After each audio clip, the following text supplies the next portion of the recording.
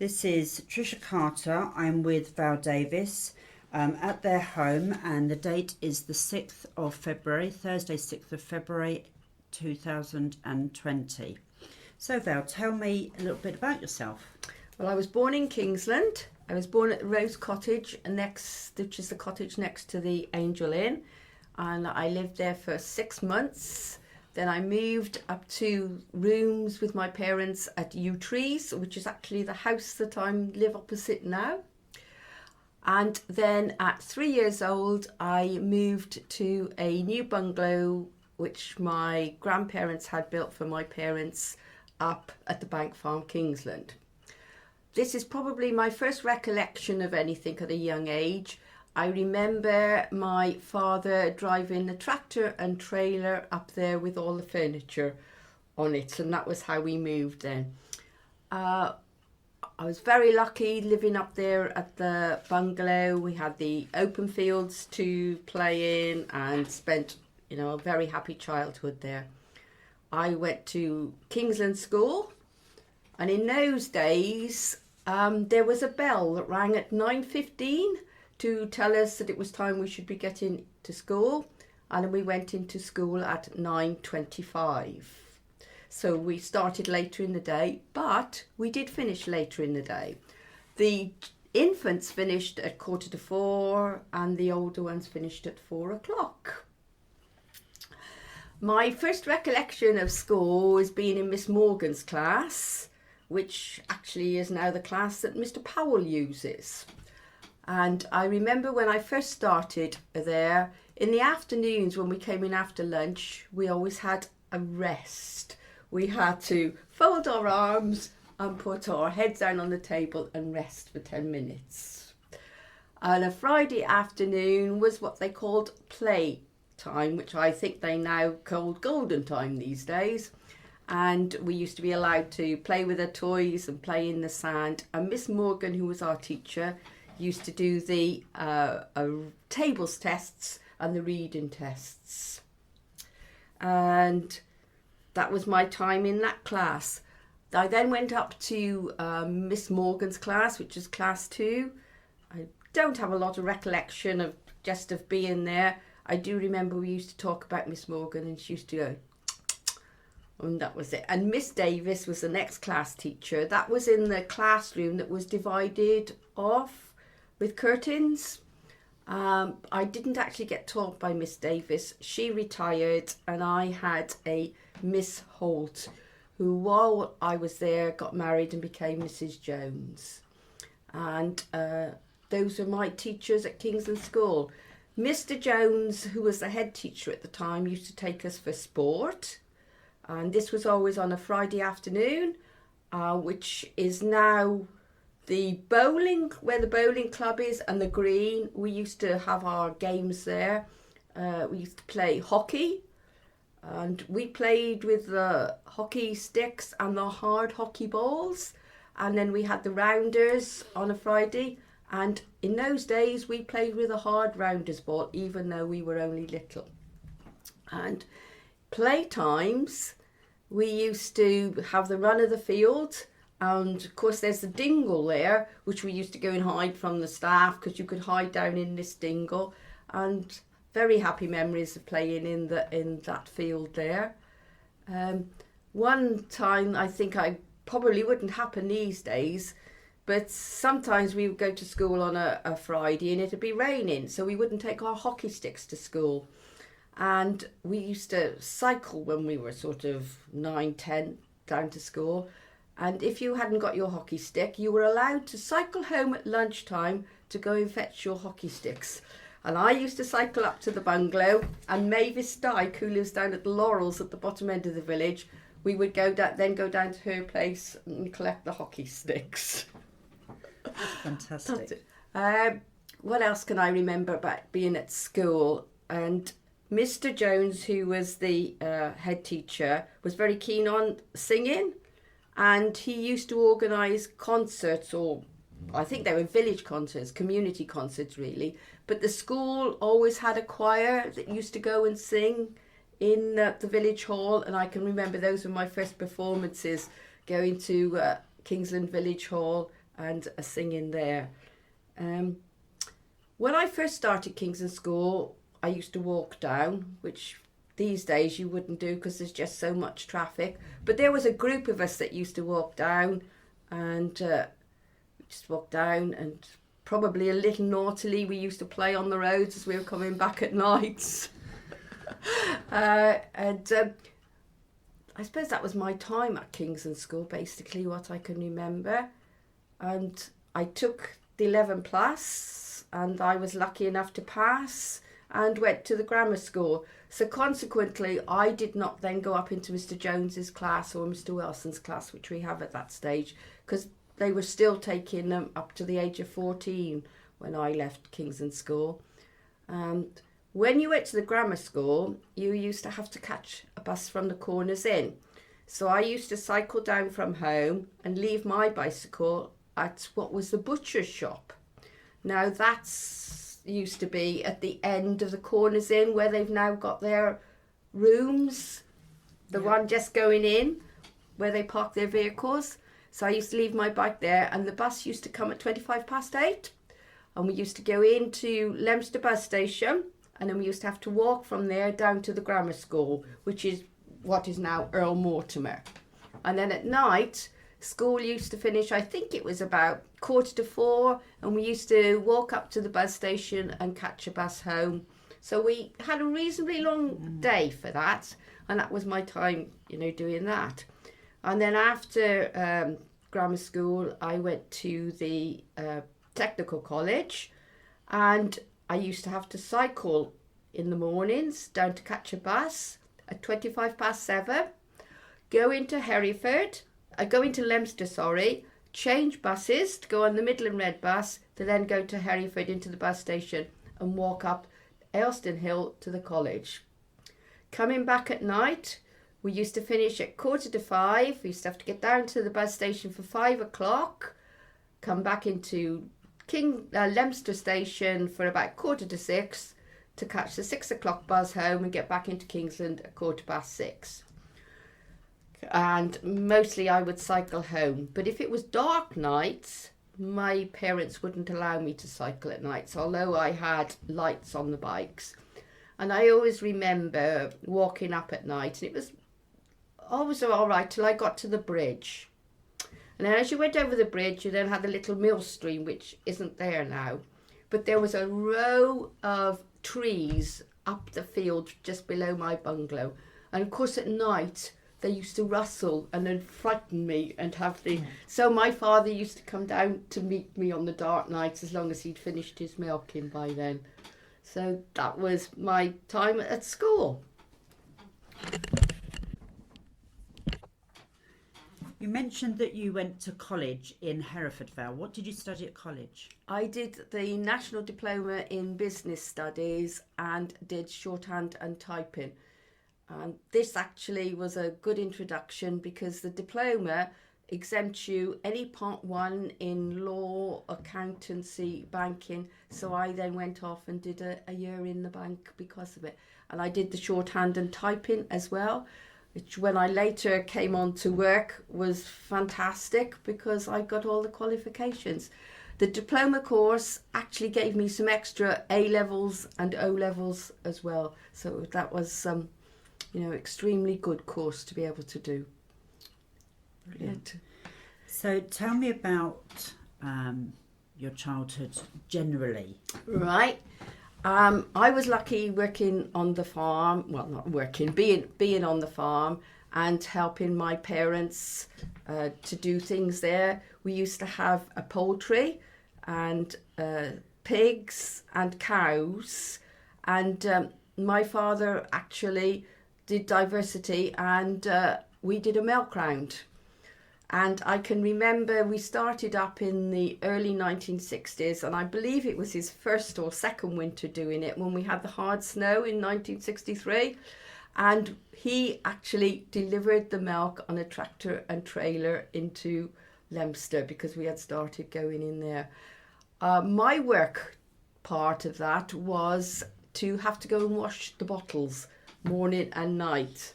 Well, not morning and night, just when he came back off the milk round, which was usually at afternoons. My brother had to go and do the bottling in the morning and at night time. And we had Jersey cows, so we were able to bottle and sell Jersey milk, which some of you who lived in Kingsland will remember that it was nearly half the bottle was full of cream, and it was gorgeous. But later on, I'm afraid some disease caught the cows, and we had to have it pasteurised, and Dad had to sell the cows off, and we bought the milk from Bartonsham Farm Dairies, which still delivers its milk to Kingsland. Actually, on the farm itself, we also had fruit, and we used to pick the bramleys. These were hand-picked, placed in a box, which I think there were £40 boxes. And these days we wouldn't be allowed, it'd be called slave labour, but we used to carry these boxes down the orchards and put them and keep them.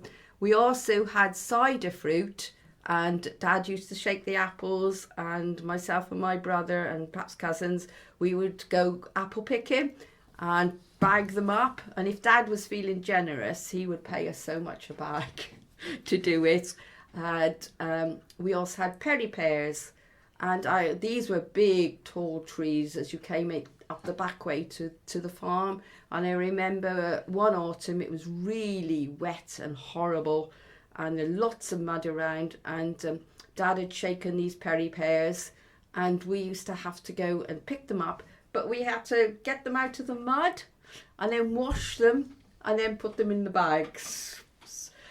Damson picking was probably my favourite, because Dad would put a trailer underneath the row of damson trees, then he'd put some bales on top. Health and safety just wouldn't let us do it these days, and we used to pick the damsons and put them in the boxes. In those days, if you were picking like that and it was supposed to be hand picked, you used to have a bag to put them in, so it was slung round your shoulder and you'd pick them up that way. So that was that part of my childhood there. Summertime was always baling, haymaking, and I can remember in the beginning, before we had the machinery, Dad would cut it with a scythe. We weren't allowed to go then because that was dangerous. But later on we could go when it was drying and help him turn it over with a pikeal, and that was taken in. And we didn't have a baler, but one of our neighbours did, so they used to come and bale. But before then it was stacked in haystacks. But doing the actual bales was, my job was on the trailer, because I wasn't big enough to be able to put them on the pikeal to put them up on the trailer.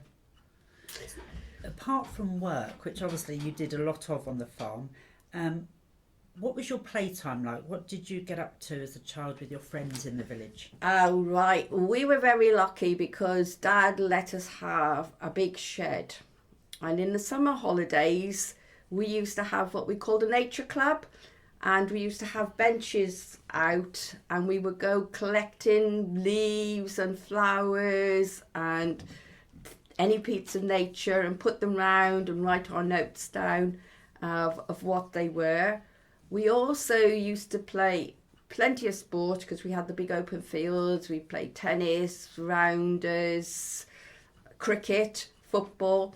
And I suppose very naughtily at one stage, one year, we used to throw the ball over the wires, the electric wires, and I think I might have missed it one time, and they touched and we put everybody's electricity off.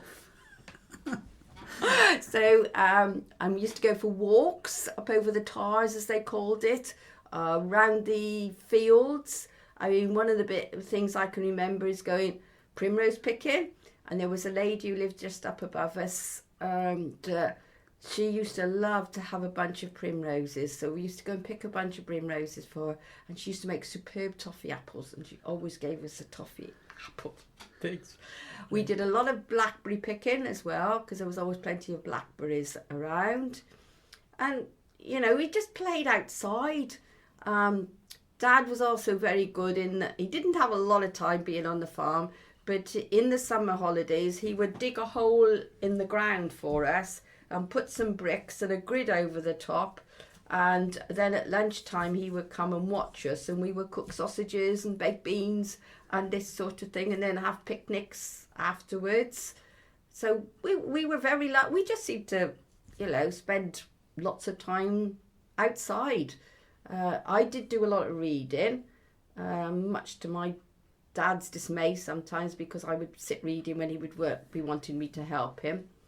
In the summer, we used to go down and play at the bridge. That sounds very dangerous now, but there wasn't the traffic around in those days, and it was the meeting place. Everybody from out of the village and locally went and swam in the river there. So we spent a lot of time there at the river, playing and going. I suppose it's dangerous really these days, but we never thought anything of it, and thankfully we never lost any lives there at the river. So we spent a lot of time doing that. We used to walk up to the weir and go and play up there, and just spent lots of time out of doors doing things. So how, in terms of your family, how far back in generations do they go in terms of Kingsland, and is the farm still in the family? The farm, part of the farm is in the family. My brother sold the actual farmhouse off and some of the land, but he developed the buildings, and he lives in the one barn and his son lives in the other one, and they've still got two orchards and some land, what we call the 8 acres. So that's still there. My great-grandparents bought the farm, but as for living in Kingsland, I think we go back to great-grandparents that I know of. They went to Kingsland School and definitely Luckton School. My father did Luckton School, and I don't know as his father did, but his grandfather did. So there's been Stevenses in the family in the village for a long time, and they lived at the Bell. They lived at Green Park. My Grandad Crump, who married my grandmother, who was a Stevens, he lived down the bottom end of the village. In fact, he lived in the house, the cottage that my husband and I lived in when we first got married. Amazing. So we've had family in the village for a long time. Yes, yeah. One thing I forgot to mention, when we did move up to the bungalow, we moved from in the village which had electricity. We did not have electricity when we first moved up to the bungalow, funny as it may seem, in the 1950s. And I remember having to light candles to go to bed, and the lanterns with the mantles, and being told don't touch the mantle because it'll break, burn. And to go across to the farm to visit my grandparents, we used to carry a lantern across. So consequently, when I used to go down to watch my dad do the milking, it wasn't done with machines as it is these days. He used to sit on the stool and use his hands and do it into the bucket. And then later on, of course, we had the machines and electricity and that. But I do recall not having electricity in the beginning. And the water, we used to pump with a hand pump to do it. We had a well. So yeah, that was it. When you say the bungalow, yes. Where was the bungalow? The bungalow was by the side of the road in one of the fields that my grandparents had. Yes, if you go up from the bridge, you'll see that there's a bungalow there. Yep. That's it. Yeah. And what about getting around? How did you get around in terms, because obviously there wasn't a lot of cars, so... We used to either walk or on the bike. In fact, I mean, my father used to tell me the tale that he used to ride the bike and put me in his shirt. But I do recall my mother having a bicycle with a seat on the back, which I used to sit on the back of. And we had a car. I can't think when we had our first car. Probably I was about 6 or 7, and we probably had a van rather than a car. And Dad used it to take things to market. We used to take the smaller stuff to market, because in those days they used to use the stock lorries. You used to get a stock lorry to come, and yeah, we didn't have a car for a long time. It was always buses, and in fact that's something that doesn't happen these days. On a Friday, we used to go shopping, and the bus used to go round up past our place, round Ayton and into Leominster that way, and we used to have one in the morning and one to come back at night. And you used to do your shopping, and you used to go to the shops, put your order in, and then they would deliver it to where we used to catch the bus at that stage. It's the bottom of Broad Street in Leominster, and the bus stop was there, and they would deliver your box of groceries there for you, so you didn't have to carry it, things. So that was how we used to get around in those days. Did you use the Kingsland train station at all? Oh, I personally cannot remember Kingsland train station, but I know my mother used to use it. But I cannot. That's one thing I cannot remember. My husband will tell you that's where he first met me, was in the guards van. You'll have to tell me a bit more about that later.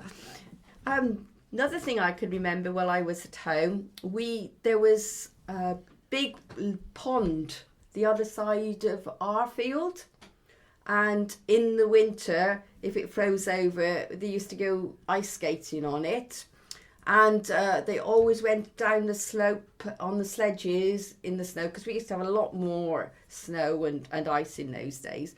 But also they used to do duck shooting in the duck season, just on that pool there, because there weren't any trees or anything like there is now, and that's one feature that's changed, as not having the mill stream which we used to have. And in fact, when they closed those up, they used to have the eels going up the thing, and used to go and catch the eels there as well. Yes, so I can remember those sort of things. So a happy childhood.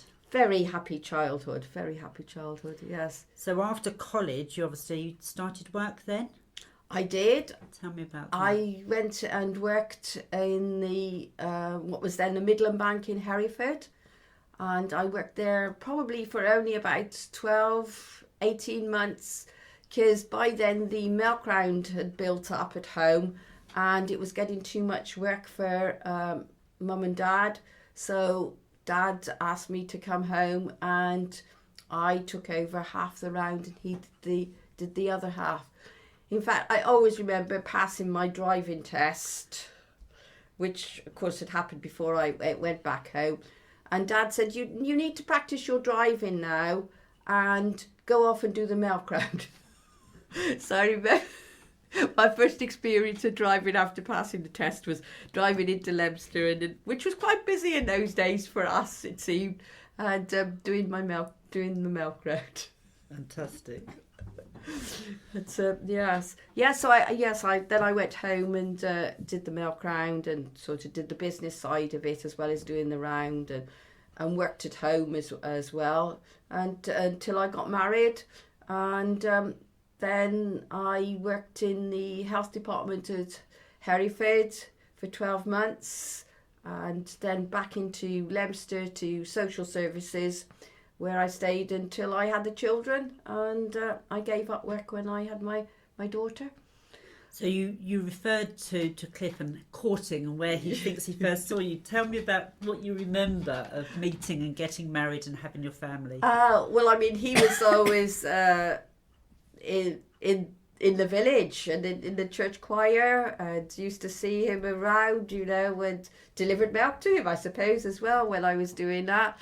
And I don't know, we just got to know one another and got closer, and he'd always been a friend of my father's. So instead of being a drinking pal with my father, And then we got married in 72 at Kingsland Church.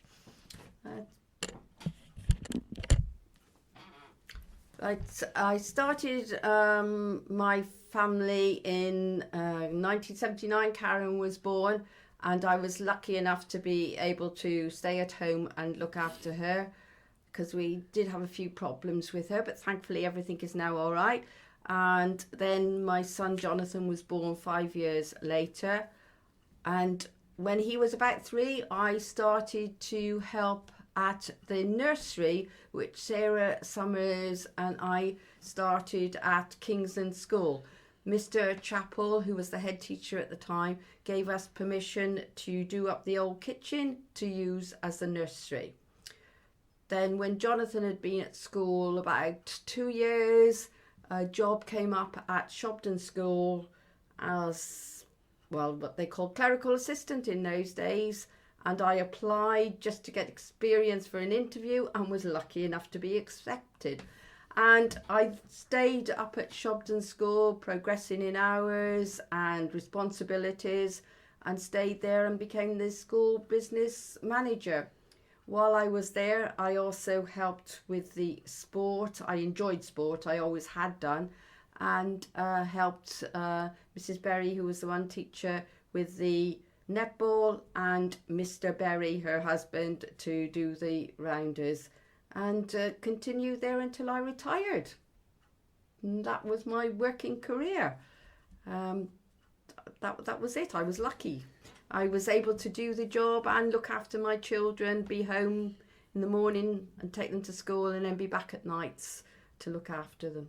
Lovely. What can you remember about the village? What was where, and business and shops and leisure places? Yeah.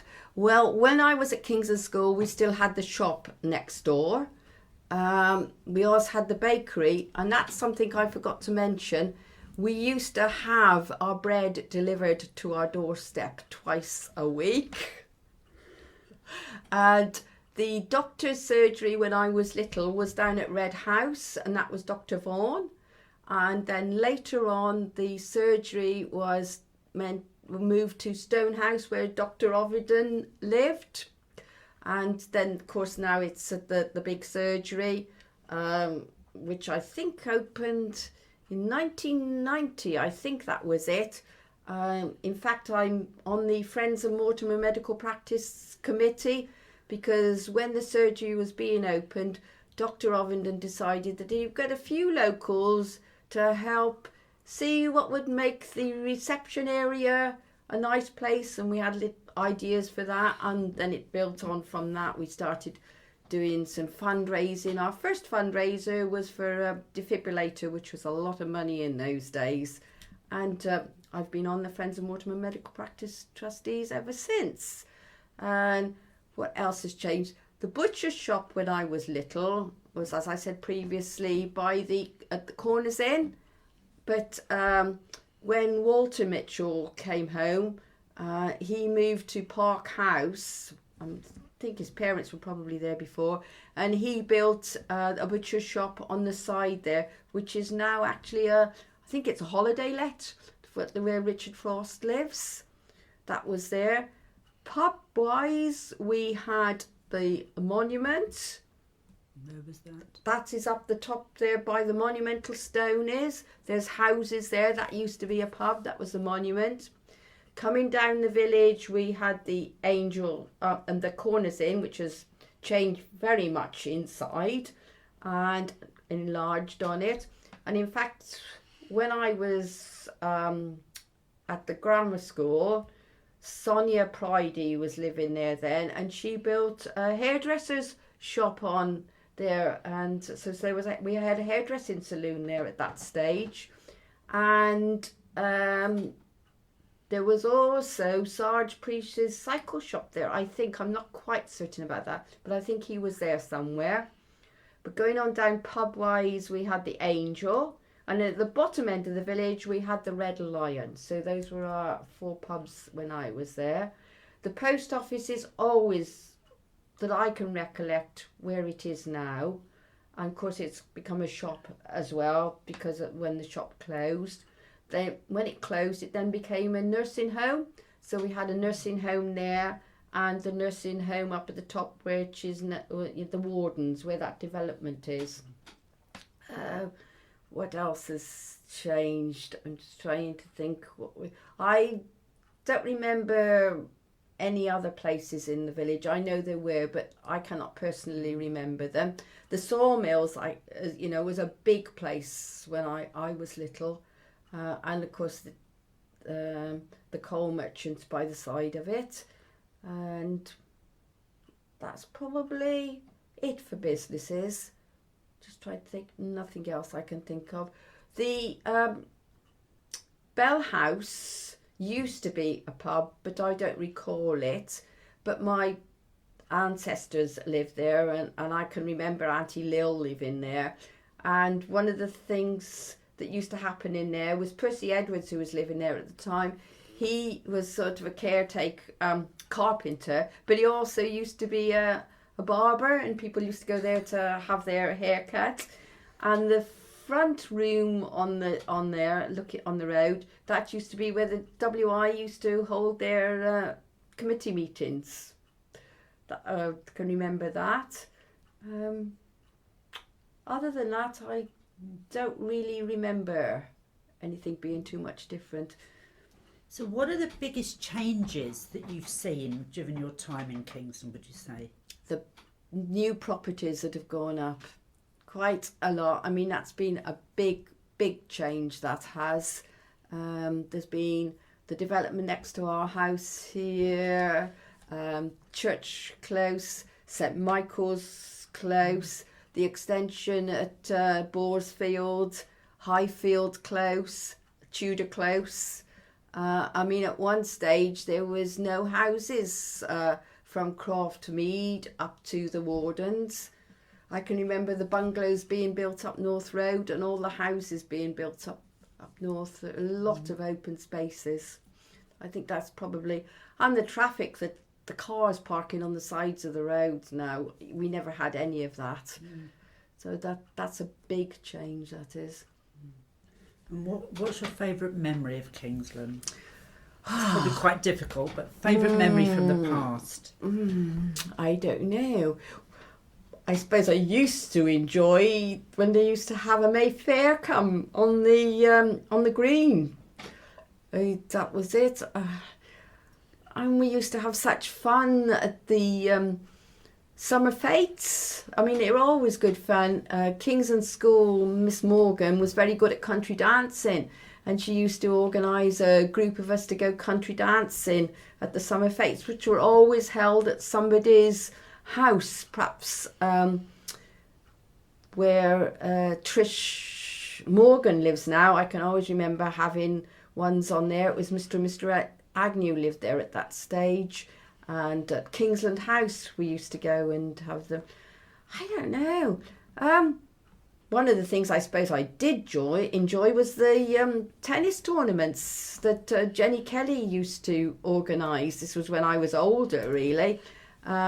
She used to get us all there on a Sunday once a year and put our names in the hat, and you never knew who your partner was going to be. And we used to have round robin tournaments, and you know, that was great fun. The other things was, and this is I suppose in later life as well, the Fireman's Fun Day. We used to have superb time with that, raising funds for the Fire Benevolent Fund, but it was a community events. I think the community events were the big things that I enjoyed. Yeah. And are there any other memories that you'd like to share with us? Well, I do remember my father was in the fire brigade, and when he had a fire call in those days, we had a bell in the house, and we used to, have that. That was different, and that used to wake me up if he had a call at night. That was one thing that was slightly different. And another thing I have a memory of is being confirmed, because I was, of course, living in Kingsland all my life. I was christened in Kingsland Church and confirmed in Kingsland Church. And when you were confirmed in those days, the girls had to wear white dresses and we had to wear a veil. And we all used to have to go to Angel House, where the Hamlin Williams lived, and we used to have to put these white veils on us and then go over to the church, and I recall that as a memory. I don't know whether that was different for Kingsland or what, but that was what we did. And Sunday school was another thing I recall as a youngster. I think I started at 3. I remember the posting girls used to pick me up, and we'd walk down to church, and it was a 3 o'clock service, and Mr. Weaver, Dennis Weaver, used to take the service first off, and that was about 3/4 of an hour long. And then it changed, and Shirley Mitchell, as she was now, Shirley Griffiths, she then started taking sessions. I think about 3 different teachers took us. And then it changed to the 11 o'clock service, where we used to go into church, stay for part of the service, and then go out to have our Sunday school. And we used to, of course, have Sunday school outings. And we used to go in Markham's bus. Oh, that's what I missed earlier on to say about. Maurice Markham used to take us off. We used to go to places like Landrin, Dodwells, or up to Aberystwyth and any of those sort of places. But in those days, Markham's garage used to sell the petrol. So we used to have the petrol to be able to go and fill our cars up there at Markham's. But yeah, I suppose there's lots of memories, but I can't really recall them at the moment. You've just told me, Val, that you've just remembered about the brownies. Tell me about that. Yes, well, my daughter Karen joined Brownies when she was 7, and Sally, who was running it at the time, needed some extra help. So I used to do a week once a month, and helped her out on that. And being one of these people who likes to know what I'm doing, I asked the guider who was running the guides at that time, Julia Goss, if there was any training that I could go to. So I went along with her to do some training one time and enjoyed that. And she said, well, you might as well become a leader rather than just going along as a helper. So I then trained to be a leader, and I've just completed 30 years service as a leader in the Brownies. And it's sort of peaked, goes up and down, but we have a fantastic time there and really enjoy it. And I'm really proud in a way, and I'm sure Sally, who's in the village, who doesn't do it now, is the same, that the other leaders who were there are all ones that we had as Brownies who went up to guides and have come back as leaders. Oh, that's fantastic. Congratulations. Thank you. That's lovely. Thank you, Val. Yeah, I think I've covered most of what I've got down in there. No, that's lovely. It's really nice sharing your memories, because I'm new to the village, so it's really lovely. Thank you very much. That's all right.